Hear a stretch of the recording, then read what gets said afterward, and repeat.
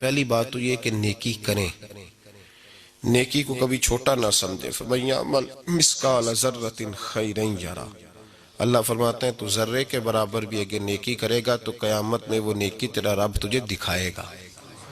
اس چھوٹی سی بھی نیکی کو حقیر نہ سمجھے۔ جی ہاں، جہاں دیکھیں نا حضور نے فرمایا کچھ نہیں کر سکتا تو کسی سے مسکرا کے بات ہی کر، اللہ تجھے صدقے کا ثواب عطا فرمائے گا۔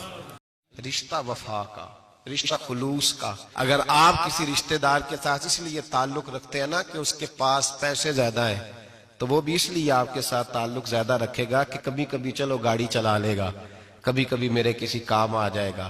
یہاں خلوص دیکھو، یہاں اگر آپ کے ہاں خلوص ہے تو پھر سامنے بھی آپ کو بڑا خلوص ملے گا۔